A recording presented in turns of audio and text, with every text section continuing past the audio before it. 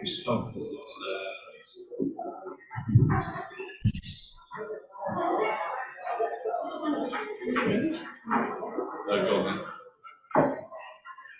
Going back to that. I see that's type of organisation. Hi, can you hear me online?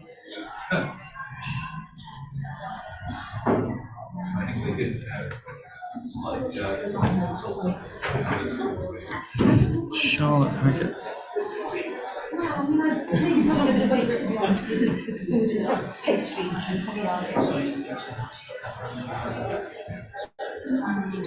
So that's this one. No, this isn't muted. No, that's okay. So that somebody's trying to say something. Yes. Good try though. Yes. Hi, you can hear me. I can't hear you guys. I don't know if you could speak. There's still a few to go through. Okay. One down. I mean, should be an we used option. to do stuff. I mean, I secret Speakers. Yeah. There should be an option. Change settings. So the microphone's working, but There there's should be an nothing option coming to out touch it to the screen. to the speaker. Would you like to? So we can set it up properly. Yeah, I mean, the audio side's working on Zoom, so I don't really know what the problem is. But I think we need to crack on. Yes. Would you like me to get IT to come in and? No, don't worry. Are you sure? Yeah, I'm I fine. mean, they're interrupting. That's the No, don't issue. worry. If you want, I will call them. It's very kind. I think I'm just going to go and get on with this. But thank you. Thanks, Victoria. No problem. If you need anything, Patrick, I should be around. See if we can. There is a lot of background noise, so I'll close the door. Yeah, super. Thank you. That'd be great. Thanks very much. See if I can get this on here. And so what that means is that cash, the liability, is on their balance sheet. So what you might do is you might still use the distribution. Guys, if you do have a question, can you put your hand up? Because I'm going to have to take the chat off the screen, and the sound, for some reason, it does seem to be working, but I'm not hearing anybody.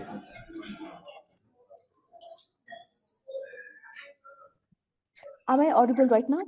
Oh, that's better. I can hear you.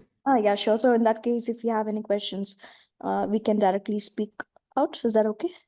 Yeah, that's great. Thank you.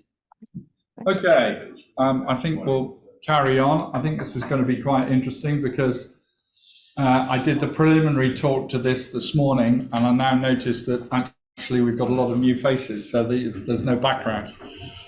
Can I just check who was here? Sorry for the call earlier on. 2.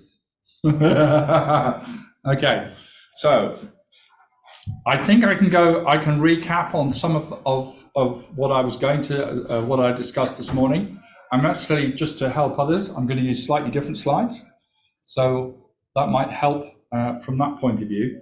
But a couple of hours ago, I was talking about zero knowledge proofs. Basically, what is it? Why is it relevant? What kind of problems does it solve from a business point of view? And then I gave an example of an operational capability for address verification that is happening in Ireland today and could be used in cross-border scenarios. And that's happening between an authoritative source and, hi, don't worry. No, I've got sound coming through now, so you're okay. Thank you. Yeah. It's not coming to any speaker system. It's only on here. But that's the same problem we had before. We can get it through there for you. Yeah, because the HDMI is going into a different machine. So don't worry. But thank you anyway. So the purpose of this meeting, sorry, it's going to come back to what we were. So the purpose of this meeting is to explain what's happening in the EU-funded projects, and then from that, what I was planning to do was to have a little bit of a workshop, because what I'm looking for is to try and identify requirements that this wonderful gathering of AV people because the room was packed earlier on, to what requirements there are that we can kind of take away, at least as an initial starter for 10. So Ron, I'm very glad that you're here because you were at the first meeting and you represent the whole of the European Union. So hopefully, you can capture some of this. Turn this one around and then it don't get turned to something. Yeah, the trouble is I can't see the chat now. Okay, no problem. Thanks. Thank you. Okay, so so this will be a little bit more ad hoc as a consequence of that. It would help if I can get a response. So this is about an EU project called FACS, which stands for, all EU projects have an acronym, Platform for High Assurance Knowledge Sharing. And it's being driven out of Ireland, because obviously we're not in the UK, as the UK is not in the EU.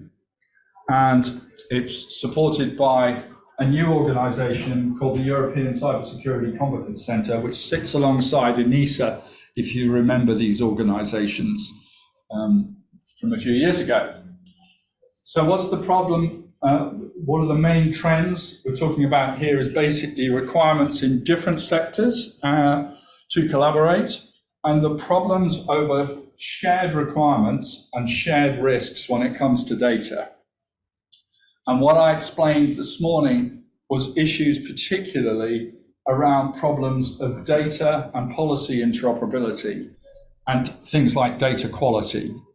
So we find in a lot of situations that organizations end up being reluctant to share information because they lose control of it, or if the quality of that information is poor, it can lead to things like brand damage, or it can lead to regulatory fines.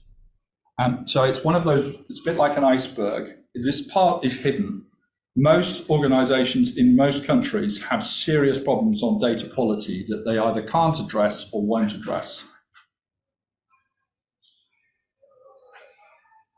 So when we come down to age verification, I was explaining this morning, there's really two fundamental requirements: that the enrollment process is based on high assurance identity proofing, ISO 29003, ISO 29115, GPG 45 if you are in a government system in this country, and the ISO meetings next door, that group is the focus for an awful lot of standards in this space.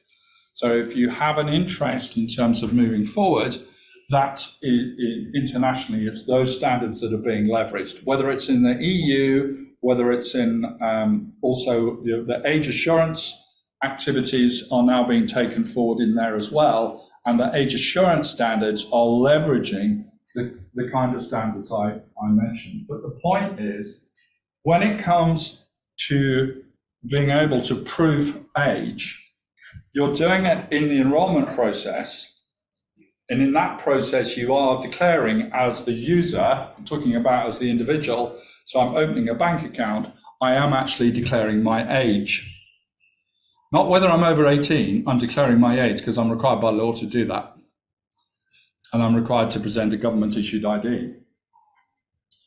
When I come then to runtime, that's a different question now. Am I over 18? That is a calculated credential. And if you're over 18, it's also a one-way function. In other words, you can't be over 18 yesterday and under 18 today. The laws of physics say that's not possible.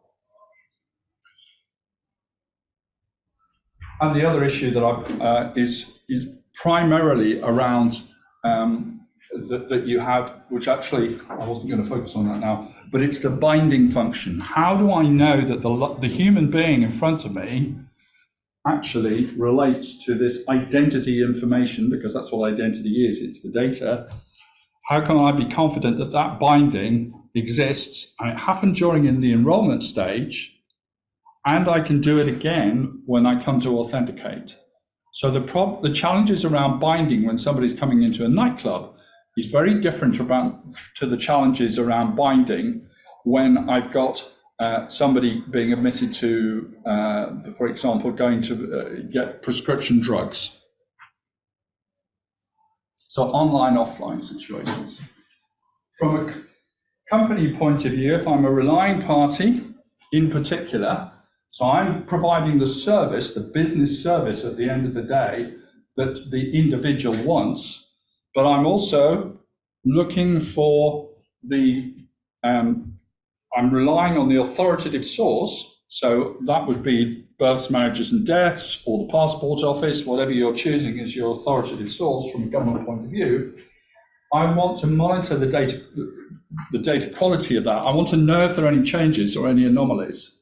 And some of those anomalies may be reported by other organizations. And that's an issue for the authoritative source. That is an issue for the passport office. So this morning I gave an example of a pilot that the passport office had done on passport data validation with the banks. Maybe a bit later, if you like, I can recount some of that again.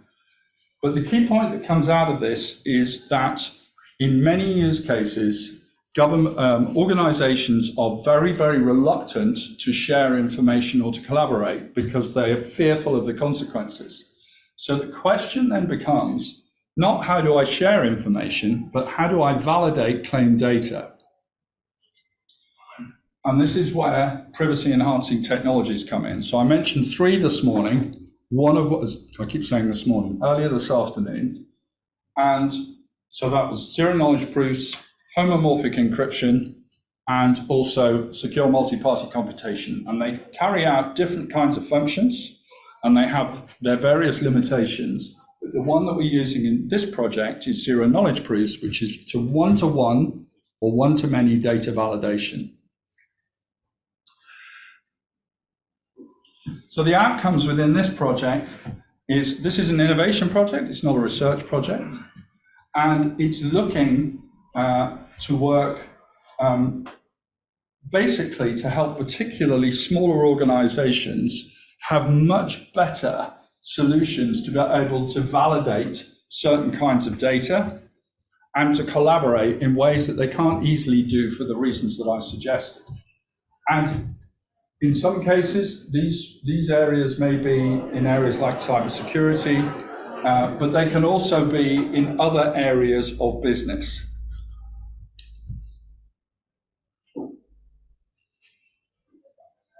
So this is, as I said, it's an innovation program, not research. So what happens is, by the end of 2026, the Commission wants us to be at a situation to scale up. And I mean seriously scale up. In terms of size at the moment, we're funded to do 5 collaborative communities. One of those is already around address verification because that's working. I've already explained that ZKP can be used for one-to-many or one-to-one validation, but without exchanging data. I may have to run through a bit of that. It's up to you whether you want me to or not. And it's based on an existing operational capability. Our challenge, here am I, standing in Manchester, our challenge is that it's funded for EU participation. So the constraint that I have is that this is used then for cross-border activity in the main.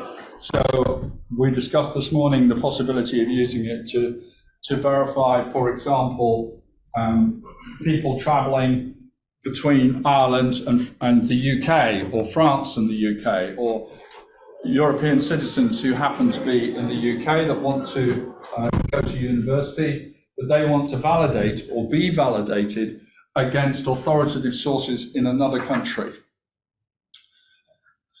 And today, that's not always possible. So what happens in AV situations is the validation is carried out against a credential, such as maybe a passport that is presented, and it may include a chip read on NFC, but all of that is static data. It's only as good as the time that it was issued. So if you've got a 10-year passport, you're validating potentially up to data that's up to 10 years old. So the question is, if I have a requirement to validate in real time, which is a legal requirement in a lot of situations, then that is what we're talking about here. So it may be that you conclude from this conversation, that's fine, but it's not relevant for your age verification service offering that you have. But if you're going to offer additional capabilities, and some of the AV providers here are doing just that, that what I'm talking about is relevant for different attributes. So there are 5 phases in this one, and we are at an early stage now. As I said, it's 3 years to 2026. We started end of 2026, so we only started really at the beginning of this year. And we're working on creating the collaborative community at the moment and identifying what areas, which communities are most likely to move forward. The platform side of it already exists, but it's going to be customized and extended. And there's a big communication and outreach piece. And this is the very first time we've done any kind of talk in UK, so we're very interested to see what the reaction might be. We had a good reaction this morning. So what are those communities? Well, these are the ones that we're considering at the moment. They won't all be taken forward, and indeed we might get some new ones, but this is what, from a market point of view, this is what's coming forward. So address verification, it has many potential uses, whether that's something that you could use to support age verification activities as an additional reinforcing attribute is a possibility. From an age verification point of view, we discussed this morning, is this something that involves the individual consumer? Well, the answer is yes, it does, but it's more from a consent management point of view. Where it's really focused is government to government, government to business, and business to business. Where organizations need to make sure that their data is aligned, and where appropriate, that that's done with user consent. So this is, if you like, the main play in this area is back office functions. Gambling, there is a whole series of rules around gambling, and age is part of that, of course. But it particularly includes affordability and the self-exclusion database. So this is to do with gambling addiction. Some of this may carry over into other addictions that are being discussed. One is pornography addiction. Another one is drug addiction, particularly prescription drug addiction and abuse we have nationally on things like codeine. And there are other forms of addiction as well that one might consider. And this is very much cross-border. So many of the gambling companies that UK people have, UK users are using gambling platforms that are actually supported from other countries, like Malta. And it's just simply because it's cheaper. Pension regulatory data validation. This has been quite a new one. We weren't quite expecting this, but it's turned out that the pension authorities have real trouble. The pension companies have real trouble validating data that they feel they need, which isn't authoritative. And it started with address, but it's now getting into other areas. And this kind of links to some of the challenges around KYC and AML.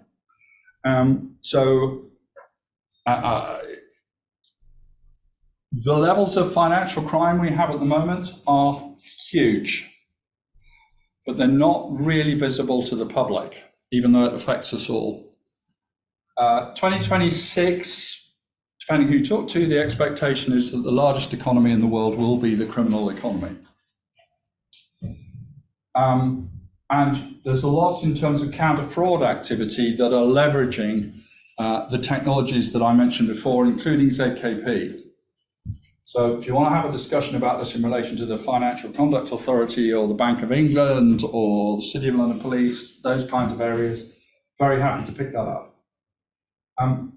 What's also, no, I think I'll stick with that in a minute. Data quality I've already mentioned, and then there's very well established cybersecurity collaboration capabilities that exist out there, ISAC, CSerts, if these things are familiar to you, but we now have over 200 across Europe. The problem that we have still in that area is that the threats are getting more complicated, and they are struggling to be able to get the ability to validate data, particularly in real time, that they need in order to do anomaly detection. So AV is relevant to some of this. It may be more relevant than I'm suggesting. From your point of view, may feel actually this is relevant, but I would suggest to you that there may well be potential customers out there, whether they're regulatory or commercial, who may have an interest in adding capabilities to whatever it is that you can provide.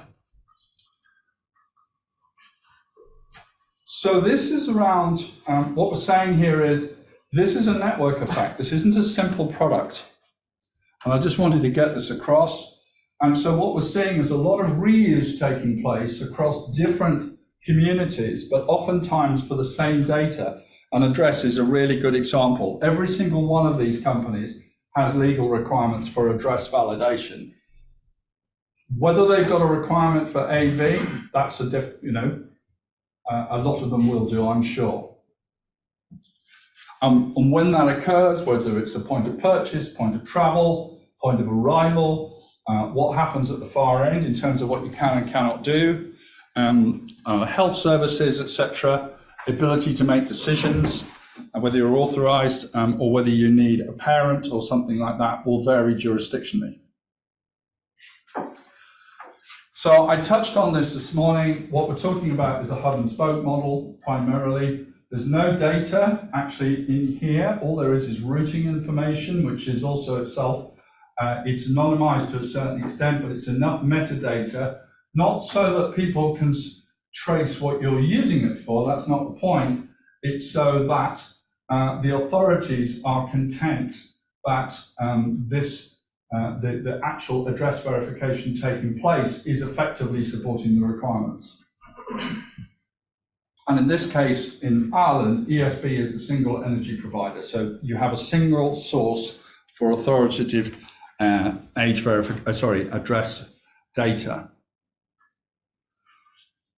So what I think we're kind of arriving at in terms of AV use cases, what I wanted to try and seek in this little small workshop was try and get a better understanding of the kinds of use case scenarios that people think are really important, and particularly those which are obvious. On the one hand, I think we can cover off those fairly quickly, but other ones which you think are really important going forward, but actually it's really hard to make any progress because there's a problem.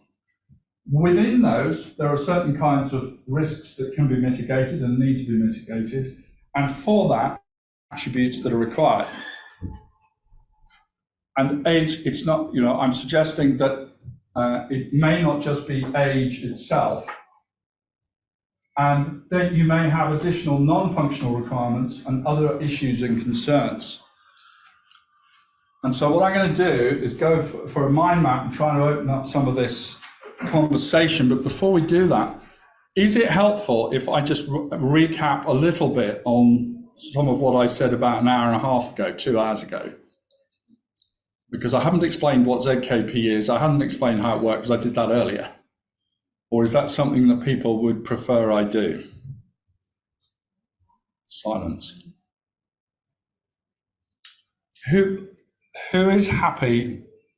I think I'm detecting that people don't really understand. Okay, so what does ZKP allow me to do? And don't worry, I'm not going to go through some great huge network thing.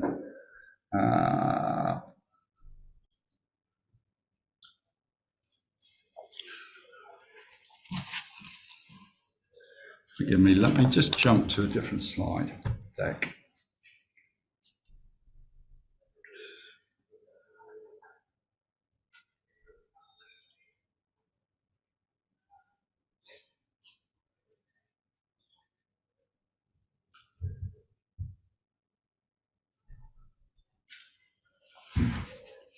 Okay, so this is UK Passport.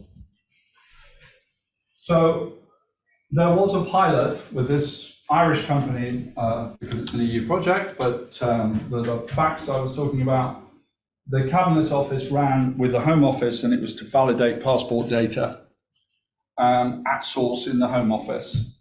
And for those of you that are, who's interested in passport data for age verification? Okay. So there's two different kinds of formats for data. That's so there's category A, category B. I can't remember the exact terminology for the formats, specifically for the data in the MRZ. And the data, that's category B. What they want is category A, which is a much bigger character set. So that was the challenge. There was an additional challenge in here because many relying party organizations don't understand that particular format. And the question was from relying parties, in this case banks, that they wanted to be able to validate claim passport data. So what they chose to anchor on was an email address that was declared and was known either end. And in the pilot that they did, they were actually using a JSON implementation, so they weren't using ZKP. So what does that mean? It means the data was being passed in encrypted form, one way, to the government, and you got a yes/no response that came back. The discussions with the Cabinet Office made it clear that this was really inefficient, expensive, it was much more expensive, it was slow, and it was also vulnerable from a security point of view because the banks had no idea what was happening with this data. So the proposal went back to say this should be replaced with something like a ZKP when you're using a method where the data does not get exposed. So what I'm showing in here is what was proposed with the Cabinet Office in particular to say that you're anchoring on the same email address, and if necessary you can hash that if that's what you want to do, but that's a government decision. And what you've got in here is a mathematical transform of, which is effectively the ZKP of the data that exists underneath. And so you're mapping elements of this map against each other. So on this side, this is the authoritative source. This is the passport database. This is what's recorded, and that's what's issued, and that's the passport number. And this is the relying party view at the bank. And in this case, it's Emily who has enrolled with this information and presented this information with, one assumes, there's a valid passport. And that being the case, there should therefore be a match at the attribute level as appropriate. Shoot. The population of data in the bank's database, that's an automated, not manual process. It can be whatever the bank chooses to manual do. process, you get a high rate of errors. Okay, correct. Which means you'll get non-matches. So what's really interesting is that on the one hand, the bleat is we don't want to expose data for all sorts of risks. But actually their biggest risk in many cases is that we don't want to disclose the fact that our data's crap and our processes are crap. So what we're starting to see is requirements from organizations saying this is a way we can clean up our data internally. Now, because I'm doing a validation, you just know that I'm hitting a particular record. That's all you know. Well, what I mean is if my onboarding to the bank is to scan my passport, read my passport, get the data from my passport, then all things being equal, it should match what's in the passport history. If there's a difference, then that's going to be an exception rather than the norm. Absolutely. But if it's not a scan of the passport, instead you are asking the person to enter into the speculation, you're going to get now we get, if we want to get into this, but what read applications are you using to do the data recognition and the OCR and data extraction out of a passport or a driving license or whatever it is you're using? I'm completely with you, but as you rightly said, that's happening on this side of the fence, and that's the authoritative source on the other. And the going in assumption today is whatever you capture here is good, and it isn't.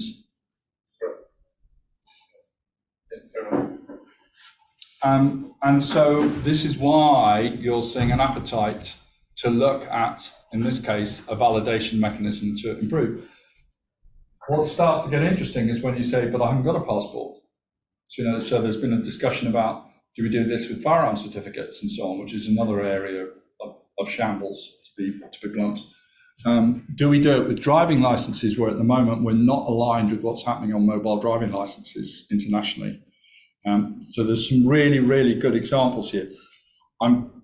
How this relates to the AV world, not sure. It's for others to decide. But the bottom line is, what am I actually going to show to somebody? I don't want to have something that's just for age verification. I want something that I can show for lots of things in an appropriate way. The other interesting, you used the term authoritative data source, now you qualified it a little bit, but the only thing that passport is really authoritative over is the passport number. Everything else is data that they've checked, validated as part of. Well, you're coming back to births, marriages and deaths, and then you can ask yourself, how valid are parish records? How valid is Nino's? By the same token, the only thing that the firearms licensing body is authoritative over will be the license. Correct. So and they might have different names, different spellings, whatever.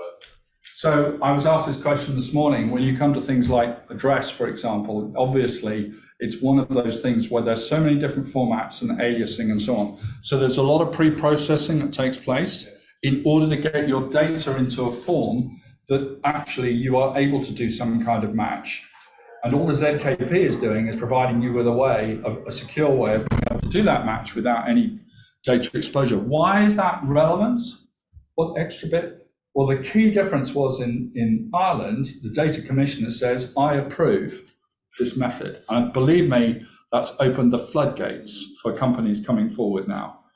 So the question, going back to, I think, the AV side, is what have we got as authoritative sources for age? But that makes assumption that you can do that strong binding to the person, because certainly within the AV standards world, the number one concern at the moment is collusion attacks, which immediately says I've got to expand the other checks that are happening. So I'm now interested in knowing more about the people that are around you, but without doing it in a surveillance state mentality. Am I helping? That's fine. That's fine. You carry on with where you go. There's loads of rabbit holes you can go. I do, I completely agree. So I was trying to help because given that this was supposed to be a workshop with a bit of audience participation, I was feeling that this wasn't actually going in the right direction. But what I want to do is just get to this. Because I explained this earlier, I'll explain it now. So if I have an attribute, it just happens to be a password here. I want to prove that another party, to another party, that I know my password, but without declaring that password. I know my age without declaring that age, knowing that they should have the same record. So whether it's a hash or whatever, we've had that debate this morning, earlier, but the point here is that there's a mathematical transform that takes place, and in this case it's graphical. And what this means is you end up in a sort of Rubik's Cube kind of situation, and it's the nature of ZKP in the forms that's being used is I only need to see mathematically the pattern of a small part of the Rubik's Cube to know that the rest of the Rubik's Cube is coherent. It's the same. So I know that the whole value must be true, but I only need to see a bit of it. So that does two good things. One is it means that my exposure, I'm not like a hash function, I'm not exposing the whole hash, and I'm certainly not exposing any data, but I'm only exposing a small fraction, but I'm still getting the whole value of the result. And that means it's very fast.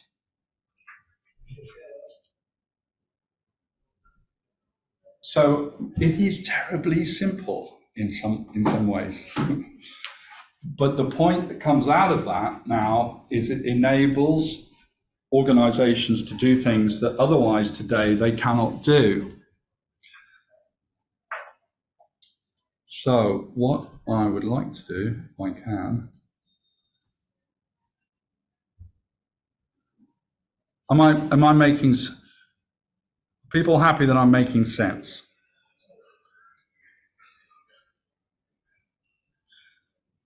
Okay, clearly not.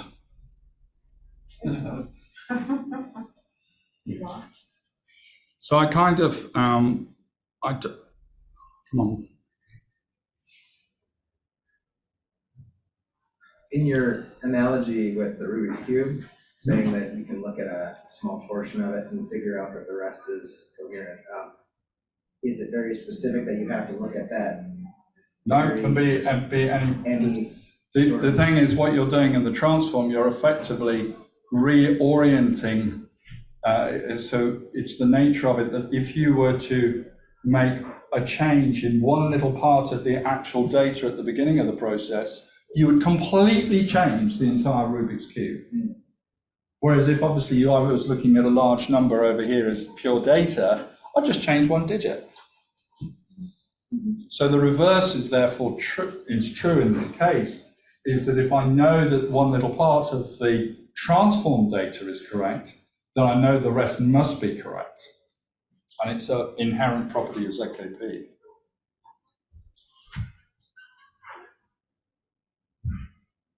So let me see if I can just bring out. What else can I show you without just repeating everything that we did this morning?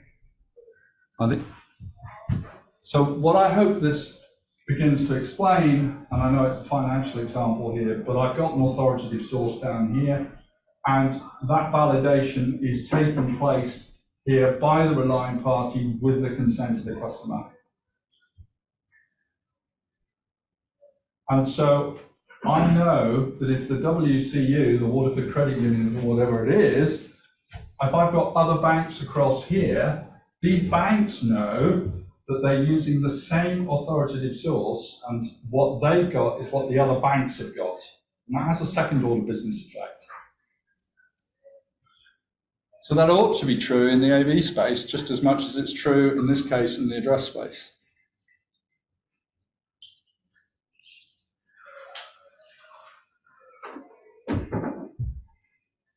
So we've got 15 minutes left, and I would very much like to have a bit of interaction, partly because you've got dry throats and you're drinking water and you're looking for tea and you're feeling tired and you need to get some oxygen in your lungs. Sorry, my mistake. Let me just see if I...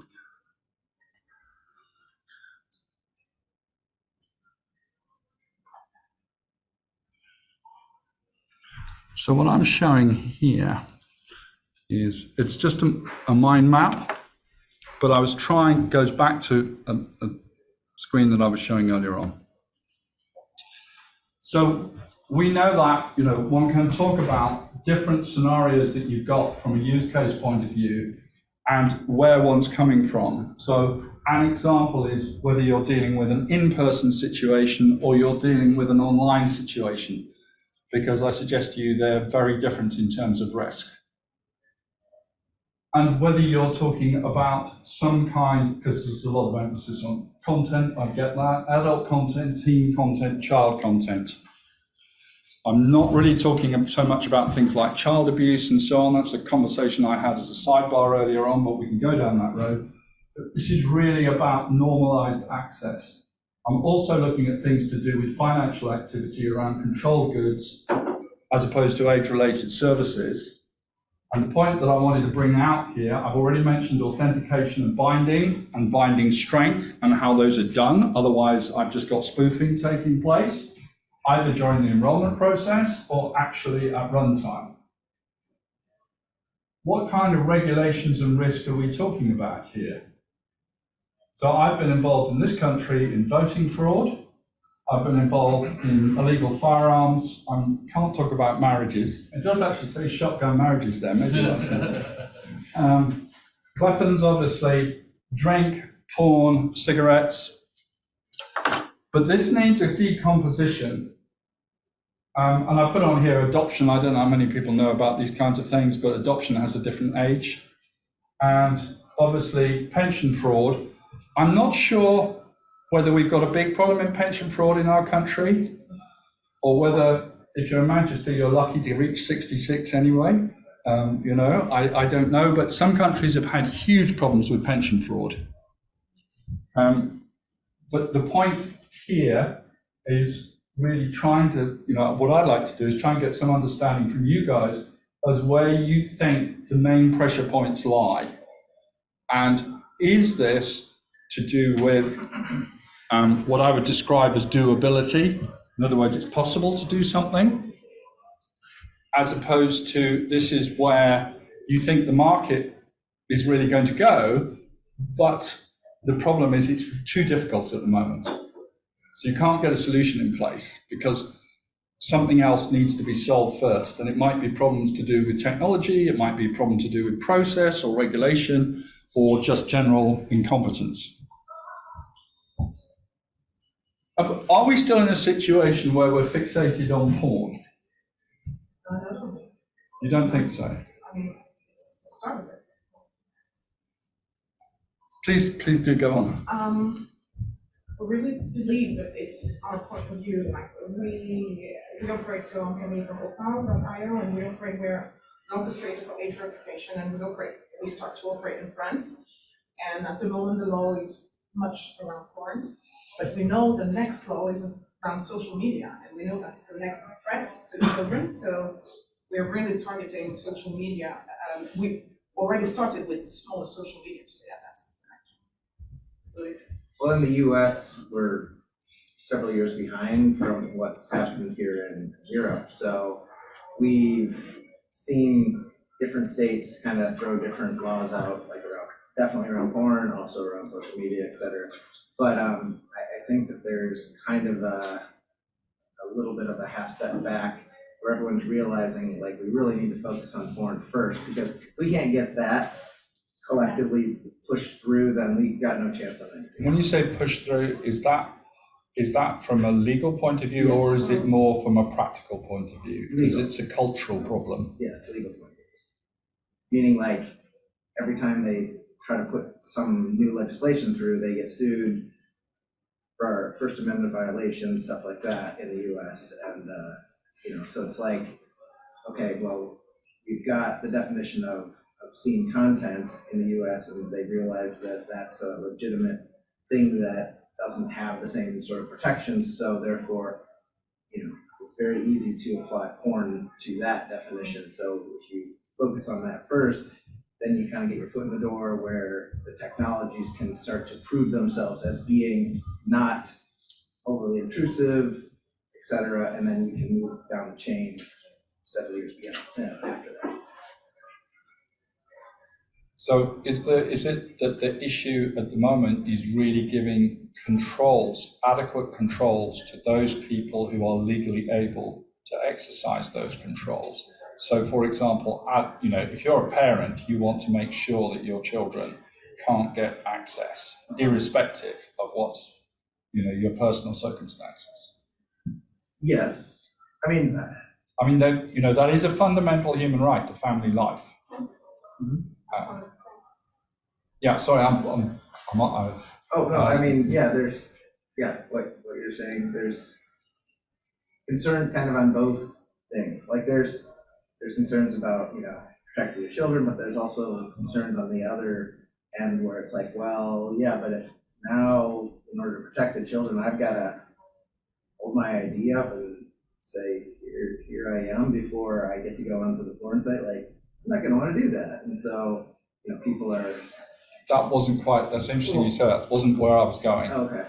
So the point I'm saying, because this morning we talked about trusted intermediaries, and the point we're making is that most of the service providers here, they're not authoritative sources, they're not relying parties, they're in the middle, right, as a trusted intermediary. And then there's a big question about what makes you a trusted intermediary. Where are the standards? Where's the certification? Where's the assurance, and so on? And the answer is they don't exist. Not yet, not sufficiently, in a general sense.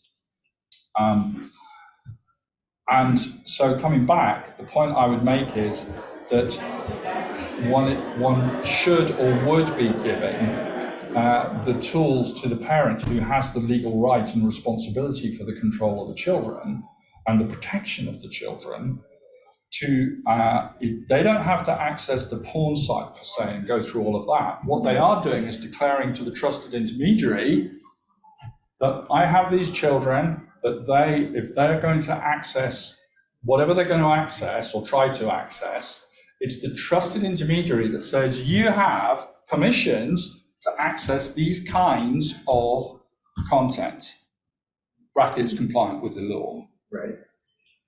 So that's the start point for this journey. That's the bit that's missing to me. So if I look at this is an access control problem at the end of the day. It's a permission control. That is what I set before anything happens.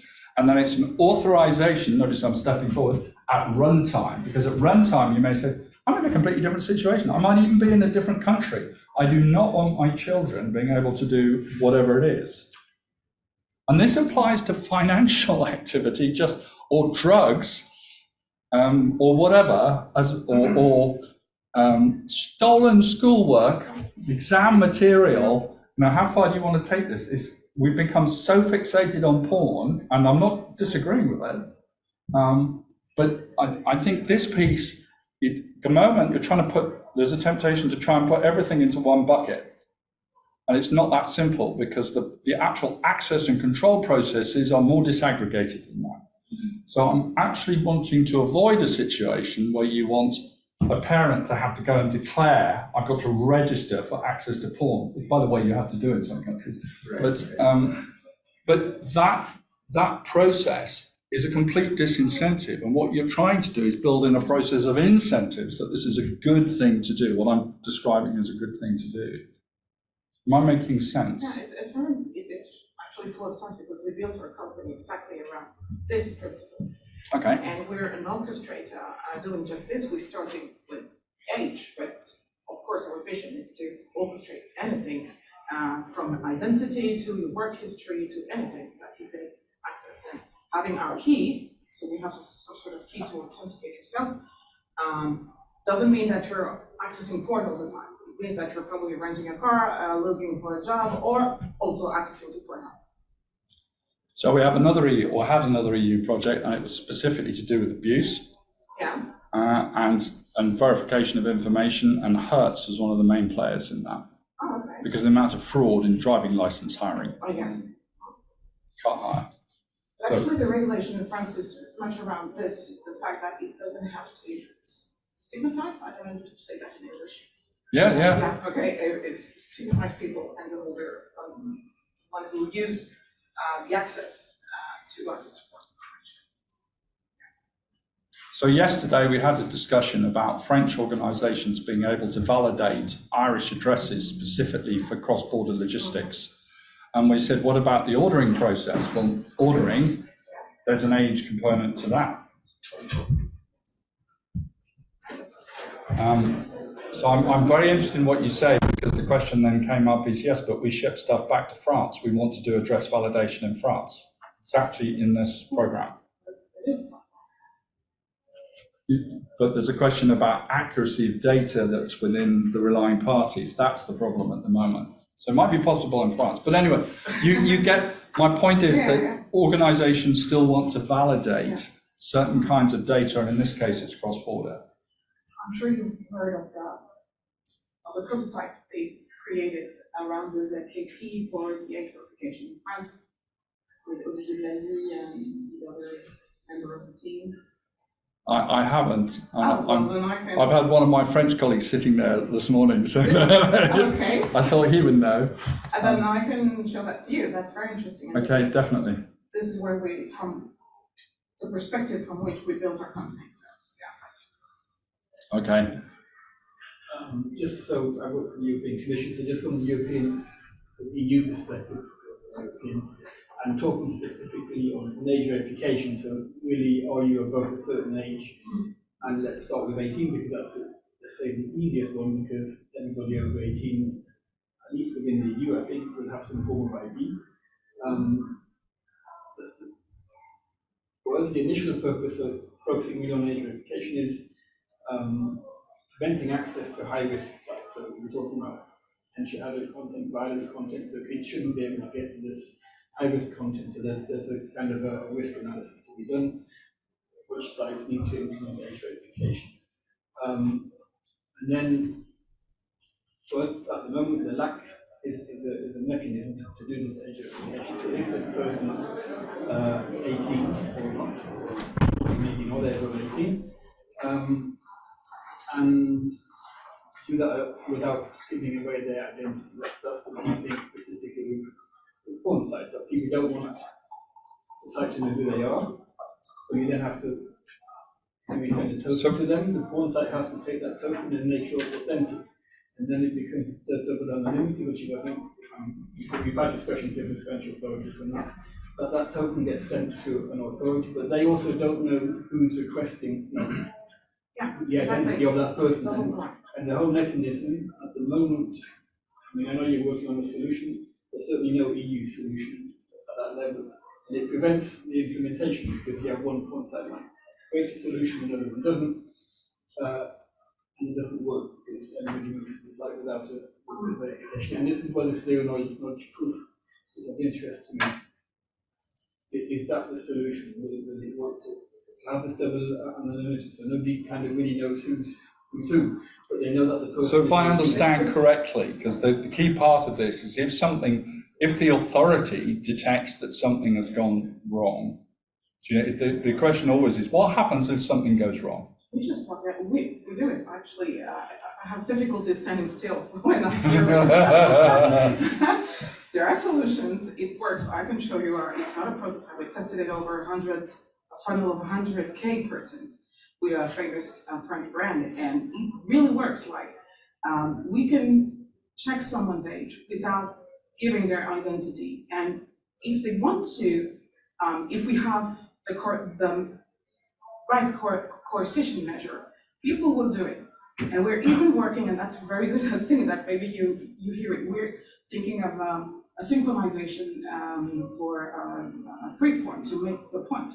And if we have like a weekend where all the biggest porn companies get together and synchronize themselves, and then we have some sort of test saying that we do it, and the user have no other way to go around, then it's possible to show that there's no barrier and we can do it at super high scale, super easily.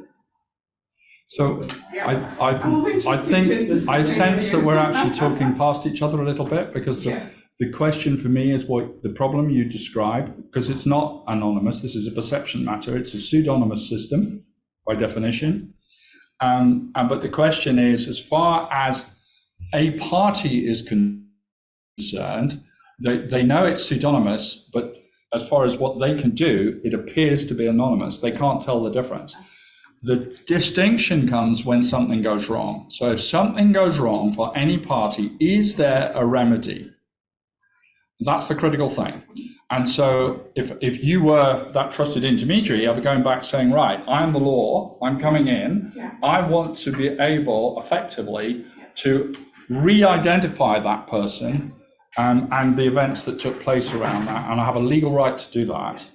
And therefore, it may well be that you're looking at one-time tokens or whatever it is that you choose that only have context in that particular transaction.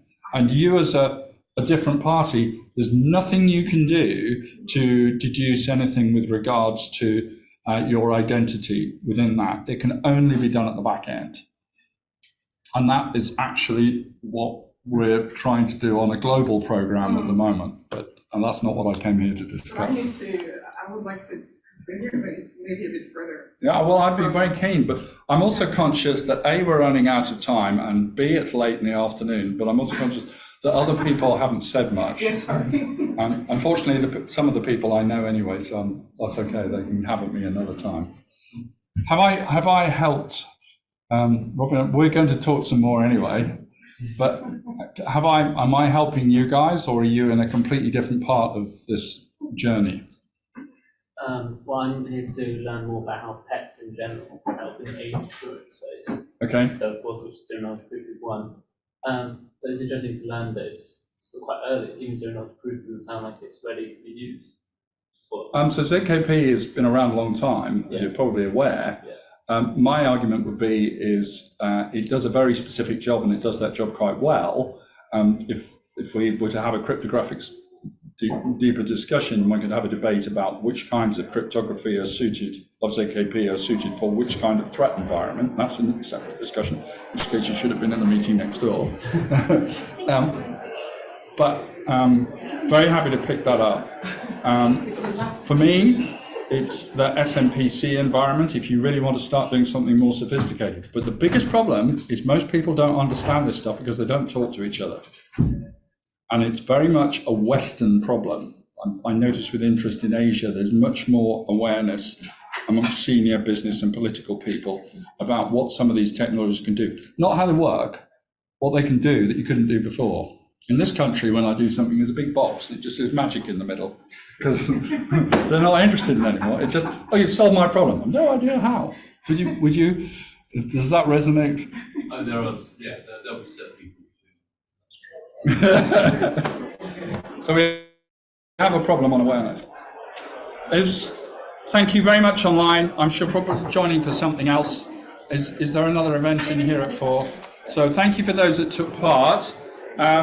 My email address is available if you want to follow up. I did show it on the screen.